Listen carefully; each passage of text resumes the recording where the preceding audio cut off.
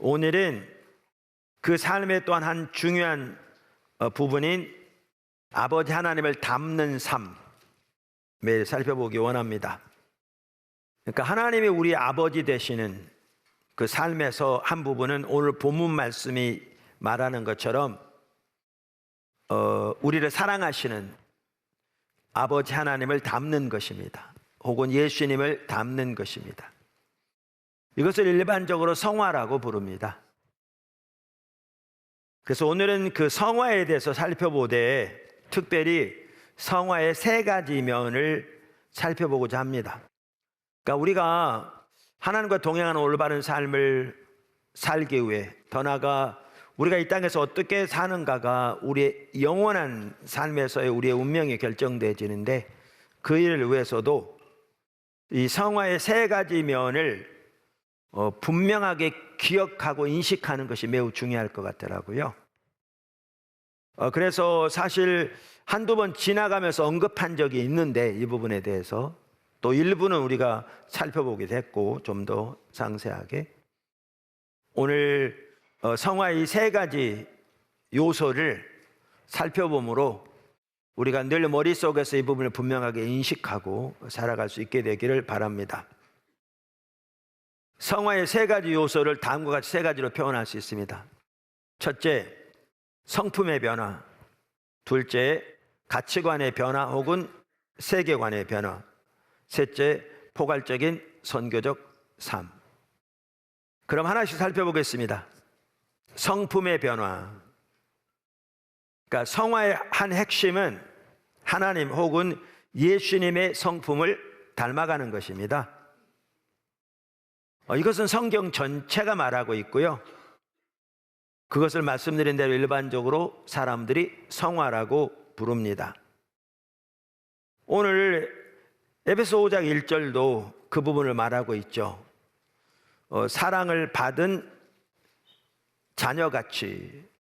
그러니까 성경에 보면 하나님께서 우리를 어떻게 사랑하셨는지, 얼마나 사랑하셨는지, 또 사랑하고 계신지를 말하고 있잖아요. 그리고 우리를 사랑하셔서 하나님의 자녀 삼으시고 우리로 하나님을 아바, 아버지라 부르게 하셨다. 이미 살펴보았습니다.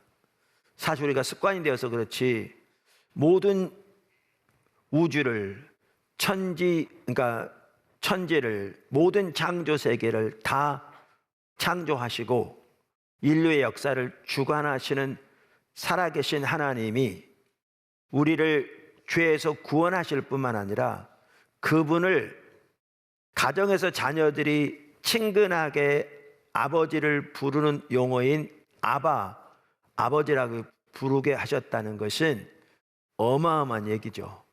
어마어마한 얘기죠. 우리가 이미 일부를 살펴보았고요.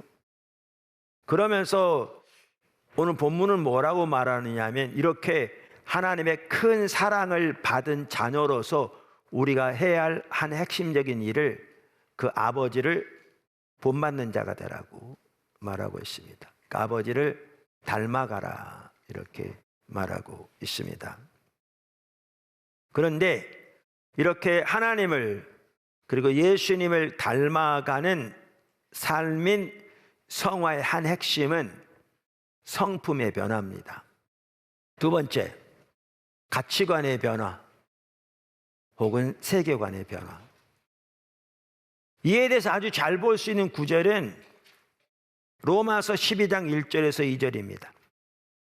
그러므로 형제들아, 내가 하나님의 모든 자비하심으로 너희를 권하노니 너희 몸을 하나님이 기뻐하시는 거룩한 산 제물로 드리라.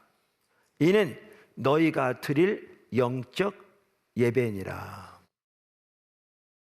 너희는 이 세대를 본받지 말고 오직 마음을 새롭게 함으로 변화를 받아 하나님의 선하시고 기뻐하시고 온전하신 뜻이 무엇인지 분별하도록 하라. 첫째는 이 세대를 본받지 말라. 이게 많은 걸 의미합니다. 이 세대를 본받지 말라. 거기에는 이 세대의 풍조, 사조, 가치관 다 포함되죠. 행실, 이 세대를 본받지 말라. 둘째는 마음을 새롭게 함으로 변화를 받으라. 마음을 새롭게 함으로 변화를 받으라. 근데 여기 마음이라는 단어가요, heart가 아니고 mind를 말합니다. 그러니까 영어에는 heart라는 단어도 있고 mind라는 단어도 있는데 우리는 한국말로 번역할 때 둘 다 마음이라고 번역하거든요. heart는 이 심장도 heart라서 마음, 가슴, 중심, heart고요. mind는 사고를 말합니다. 생각, 두뇌 활동, 사고. 근데 여기에 너희가 마음을 새롭게 함으로 변화를 받으라는 말은 이 하트를 말하는 게 아니고요, 이 마인드를 말합니다. 그래서 페투라 주석은 이 부분을 뭐라고 표현하냐면 우리의 생각과 이해가 새롭게 계속 변화하는 것을 말한다. 우리의 생각과 이해가 새롭게 계속 변화하는 것을 말한다. 이렇게 표현하고 있습니다. 그 다음에 뭐라고 말합니까? 하나님의 선하시고 기뻐하시고 온전하신 뜻이 무엇인지 분별하도록 하라. 우리가 구원받는 순간부터 우리가 주님 앞에 서는 그날까지 우리의 삶, 다시 말하면 성화의 과정을 한마디로 우리의 삶 전체로 하나님이 기뻐하시는 산 제사로 드리라고, 이것이 우리가 드릴 영적 예배라고 말하면서 이 삶을 살려면 이 세대를 본받지 않아야 되고 우리의 가치관이, 세계관이 바뀌어야 되고, 그래야 우리는 하나님의 기뻐하시고 온전하시고 선하신 뜻이 무엇인지를 분별할 수 있게 되는 것을 말합니다. 그래서 이 구절을 보면 우리는 분명하게 볼 수 있는 한 가지가 뭐냐 하면 성화의 한 가지 매우 중요한 핵심적인 요소는 가치관의 변화, 세계관의 변화입니다. 세 번째, 포괄적인 선교적 삶. 성화의 세 번째 요소는 포괄적인 선교적 삶입니다. 우리는 이미 하나님이 우리 아버지 되심에 대해서 살펴보았고 그 속에는 아버지를 내일된 삶을 살펴보았습니다. 그러니까 말씀드린 대로 하나님께서 지금까지 역사 가운데 지금 현재 이 시대에 하고 계신, 주님 오시는 그날까지 하실 그 모든 일들을 한마디로 하나님의 선교라고 표현할 수 있거든요. 그리고 우리를 그 하나님의 선교의 동력자로 부르셨습니다. 그렇기 때문에 우리 하나님의 자녀로서 우리에게 반드시 있어야 할 당연한 한 부분은 그 하나님의 선교에 동참하되 아버지를 내일된 자세로 동참하는 것입니다. 이미 살펴보았죠. 그 자세가 매우 중요하더라고요. 왜냐하면 우리가 하나님의 일에 동참하되 그 자세가 없으면 항상 자기 의지가 내려지지 않아요. 그래서 하나님께 무엇을 순종할 것인가, 또 하나님의 일에 어떻게 동참하는가도 자기 의지가, 자기 원하는 바가, 자기가 자기에게 중요하다고 생각하는 이것이 이루어지는 범위 내에서는 열심히 하는데요, 하나님의 목적과 자기 목적, 하나님의 의지와 자기 의지, 하나님의 계획과 자기 계획이 상반되는 경우에는 아까 그 자세가 없으면 하나님의 의지는 내려지게 됩니다. 하나님의 목적은 중요하지 않게 되고요, 자기 의지만 남습니다. 자기 중심적인 삶인 거죠. 그러니까 궁극적으로 하나님과 이렇게 근본적으로 동행하는 사람은 안 되는 것 같더라고요. 그래서 아버지를 내일된 삶, 그 의미는 살펴봤고요, 그게 하나님과 동행하는 삶의 매우 중요한 핵심적인 요소 같았어요. 예수님은 아버지가 자기에게 보이신 아버지 예를 행하고 마치는 것을 자기 양식으로 하셨잖아요. 그런데 이렇게 살펴보았는데 여기서 그 포괄적인 선교적 삶이 성화의 한 요소라는 것을 꼭 살펴보기 원하는 거죠. 살펴본 이 부분이. 그래서 성화에는 세 가지 요소가 있다는 것을 여러분들이 늘 머릿속에 인식하고 기억하고 그렇게 살기를, 또 우리가 그렇게 살아야 반드시 살아야 된다는 것을 이렇게 말씀드리고 있는 거죠. 데로 밀러도 성화의 세 가지 요소를 말하면서 아까 세 번째가 뭐였냐면 사회적 책임과 청지기로서의 책임이라고 그는 말했거든요. 근데 제가 말하는 포괄적인 선교적 삶입니다. 정확하게 이 시대에 발을 붙이고 살면서 인간의 모든 부차적인 관계를 실질적으로 치유한다는 의미다. 믿는 자는 미움이 있는 곳에 사랑을, 갈등이 있는 곳에 평화를, 황량한 곳에 아름다움을, 거짓이 있는 곳에 진리를, 악이 있는 곳에 선을 전해야 한다. 하나님과 함께 자연학과 가뭄, 홍수, 지진, 기근, 질병에 맞서고 낭비와 과소비를 통한 인간의 피조물 파괴와 자연환경 유린을 막아야 한다. 성화 과정의 한 부분으로서 피조물의 청지기가 되어야 한다. 말씀드린 저는 이것을 포괄적 선교적 삶이라고 우리가 선교적 교회에서 살펴본 것처럼 그렇게 표현할 수 있는데요. 이것이 성화의 한 부분인 것을 우리는 에베소 2장 10절에서도 잘 볼 수 있습니다. 에베소 2장 10절. 에베소 2장 10절 이렇게 말합니다. 우리는 그가 만드신 바라. 그래서 예수 안에서 선한 일을 위하여 지으심을 받은 자니 이 일은 하나님이 전에 예비하사 우리로 그 가운데서 행하게 하려 하심이니라.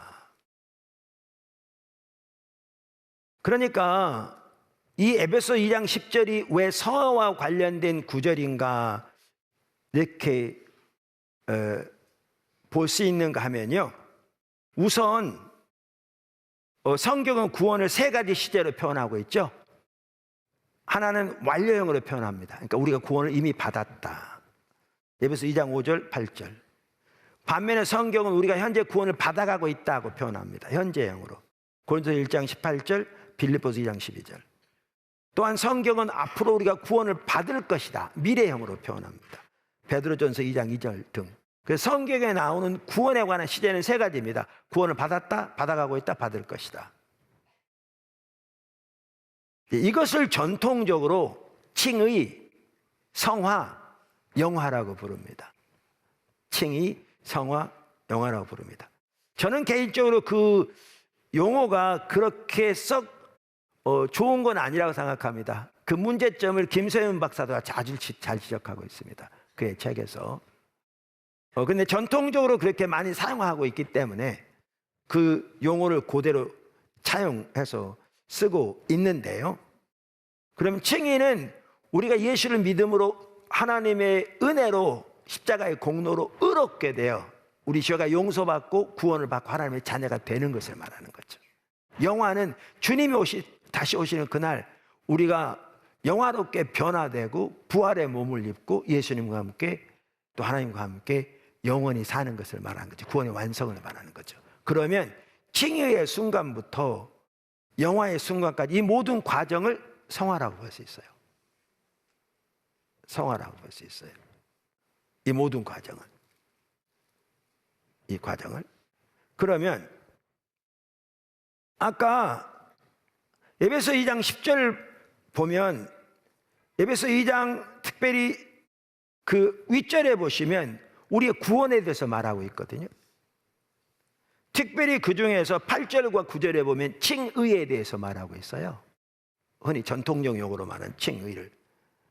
이렇게 말하죠. 너희는 그 하나님의 은혜에 의하여 믿음으로 말미암아 구원을 받았나니. 이미 받았다. 이는 너희에게서 난 것이 아니요 하나님의 선물이라. 행위에서 난 것이 아니니 이는 누구든지 자랑하지 못하게 함이라. 그래서 칭의에 대해서 말하고 나서 곧바로 이어지는 이 9절, 10절이거든요. 그러면 이 10절이 성화와 밀접한 관계가 있는 구절인 걸 볼 수 있습니다. 칭의, 영화, 그 사이의 모든 과정을 성화로 본다면 정확하게 성화와 관련된 구절인 것을 볼 수가 있습니다. 2장 10절에 보면 에베소서 우리는 성도들의 정체성과 구원받은 목적이 나옵니다. 먼저 이 구절에 보면 우리는 참으로 귀한 하나님의 작품입니다. 그러니까 이 구절에 하나님이 만드신 바라 그랬잖아요. 우리는 그가 만드신 바라. 이 만드신 바란 단어가 영어로 workmanship인데요, 헬라어로 포이에마입니다. 포이에마. 그러니까 이 단어에서 그 영어 시, 포음이라고 그러나요? 시라는 단어가 나왔습니다. 이 단어에서. 그래서 모든 창조 세계는 하나님의 영원하신 능력과 신성으로 만드신, 그래서 그 속에 그것들이 깃들어 있는 하나님의 시와 같은 작품이라는 겁니다. 모든 창조 세계가. 그러니까 이건 범신론을 말하지 않습니다. 범신론은 이 만물 자체가 신적인 존재라 그 말입니다. 그래서 나무도 신이고 바위도 신이고, 이게 범신론이죠. 그걸 말하는 게 아닙니다. 창조주 하나님과 창조 세계는 근본적으로 구별됩니다. 그래서 하나님은 모든 창조 세계와는 근본적으로 구별된 초월적인 하나님이죠.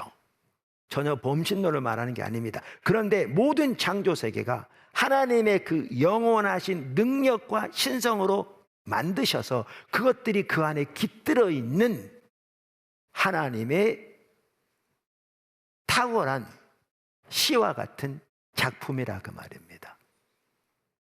여기에 모든 창조 세계의 고귀함이 있습니다. 여기에. 그런데 동일한 단어가 에베소 2장 10절에 나옵니다. 그런데 에베소서 2장 10절은 하나님의 재창조에 관해서 말하는 구절입니다. 그래서 에베소 2장 4절 7절을 보면 알 수 있습니다. 그래서 우리는, 하나님의 백성인 우리는 하나님의 그 모든 능력과 신성으로, 그리고 더 나아가 예수님의 그 크신 사랑과 희생으로 만든, 그래서 그 안에 그것들이 깃들어 있는, 그러니까 우리가 신적인 존재란 말이 전혀 아니고 하나님의, 아까도 모든 창조 세계에 대해서 설명할 때 설명대로 같은 의미에서 하나님의 모든 능력과 신성으로 예수님의 그 크신 사랑과 희생으로 만든, 그래서 그 안에 그것들이 깃들어 있는 하나님의 작품입니다. 이게 하나님의 백성, 자녀인 우리의 정체성이죠.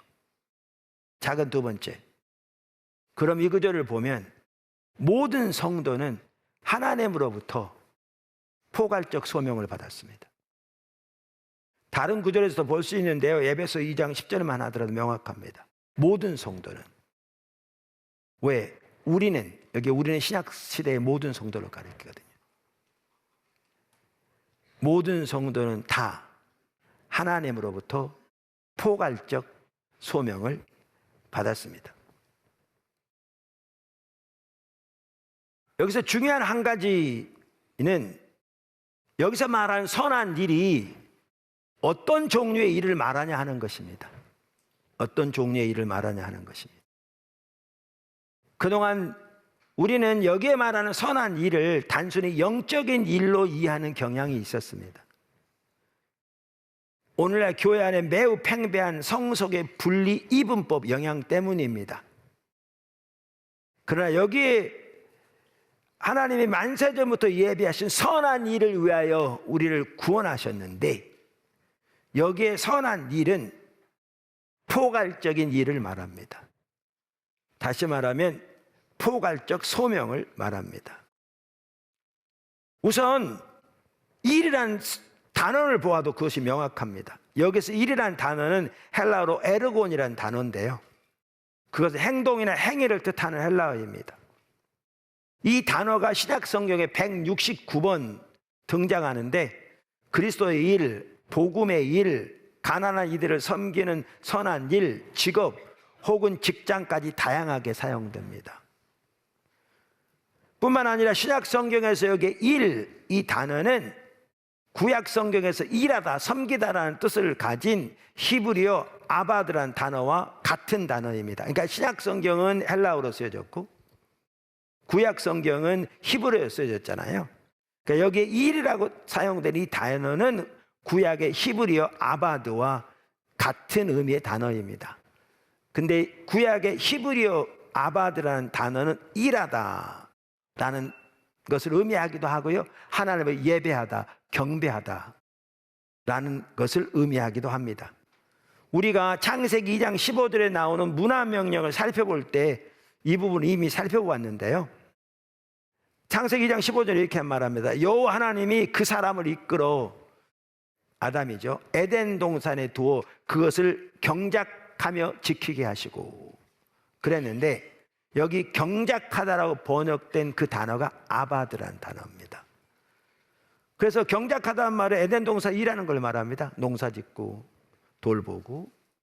그런데 우리가 이미 살펴본 대로 그 동일한 단어가 하나님을 예배하고 경배하는 데도 사용되었습니다. 여러 구절들이 있는데 대표적으로 한 구절만 본다면, 하나님께서 이스라엘 백성들을 애굽에서 건져내시는, 출애굽시키시는 목적에 대해서 말하면서 그들이 하나님을 경배하기 위함이라 그랬는데요, 출애굽기 8장 1절 이렇게 말하죠. 여호와께서 모세에게 이르시되 너는 바로에게 가서 그에게 이르기를 여호와의 말씀에 내 백성을 보내라, 그들이 나를 섬길 것이니라. 여기 섬기다라는 단어가 예배하다는 단어와 같은 단어입니다. 그래서 여러분 영어 성경의 많은 성경이 아마 새 번역도 우리말로 그렇게 됐을 거고, 나를 예배할 것이라 이렇게 번역할 겁니다. 그럼 보십시오, 이 단어가 아바드입니다. 일하다라는 단어와 똑같은 단어입니다. 똑같은 단어입니다. 지키다라는 말도 똑같습니다. 우리가 이미 보았습니다. 에덴 동산에서 에덴 동산을 가꾸고 지키는 것에 대해서 명령하실 때 이 단어가 사용됐는데, 하나님의 명령을 지키는, 말씀을 지키는 것에 동일한 단어가 사용되었습니다. 그래서 출애굽기 19장만 하도 이렇게 말하죠. 세계가 다 내게 속하였나니 너희가 내 말을 잘 듣고 내 언약을 지키면 너희는 모든 민족 중에서 내 소유가 되겠고. 근데 내 언약을 지키면, 이 단어가 똑같은 단어입니다. 아까 말씀드린 대로. 이렇게 볼 때 에베소서 2장에 하나님께서 우리를 구원하시되 만세전부터 예비하신 선한 일을 위하여 구원하셨다, 예비하셨다. 우리를 위해 선한 일을. 이 선한 일은 문자 그대로 포괄적인 일을 말하는 걸 볼 수가 있습니다. 영적인 일만 말하는 게 전혀 아닌 걸 볼 수 있습니다. 우리가 이미 하나님의 구속의 포괄적 성격, 그래서 우리의 선교의 포괄적 성격, 선교적 삶의 포괄적 성격을 보아도 명확하게 알 수 있는데요, 이 에베소 2장 10절에 나오는 일의 단어의 의미만 보더라도 이것이 포괄적 소명을 말하는 것임을 명확하게 볼 수 있습니다. 그래서 데로 밀러도 이렇게 말합니다. 우리는 일하기 위해 구속받았다. 이 일은 영적인 일에서부터 섬김과 긍휼의 사역, 문화적 사명 안에서 주어진 일반적인 일에 이르기까지 다양한 의미로 해석된다. 우리의 일이라는 단어를 협소한 영적인 의미로만 이해하지 않도록 주의해야 한다. 모든 선한 일은 말 그대로 모든 선한 일이다. 그 말은 우리의 모든 일이 선한 일이 되어야 하며 우리가 맡은 일을 탁월하게 해야 한다는 뜻이기도 하다. 요한 웨슬리는 성경적 기독교는 궁극적으로 거룩한 사랑으로 행하는 믿음으로 그 진실성을 증명해 보여야 한다고 주장했습니다. 그래서 요한 웨슬리에 의하면 하나님의 구원 계획의 최종 목표는 신앙이 아니라 사랑입니다. 그는 말합니다. 사랑은 하나님의 모든 계명의 목표이며 세상 처음부터 만물의 완성에 이를 때까지 하나님의 모든 섭리의 유일한 목적이다. 사실 성경 전체 바탕에는 사랑이 있잖아요. 사랑이 있잖아요. 그래서 성화의 본질은 행동하는 사랑입니다. 오늘날 많은 교회에서 칭의는 있고 영화는 있는데 성화가 사라졌다, 이렇게 얘기합니다. 예수 믿고 구원받았으니 구원받는 것 중요하고, 예수님 믿으면 구원받고, 주님이 다시 오시면 부활하여 새 하늘 새 땅 들어갈 거니 그저 기다리면 된다. 그동안에 그저 몇 가지 종교적인 의식하면 된다. 완전히 잘못된 신앙인 거죠. 이 책에 의하면.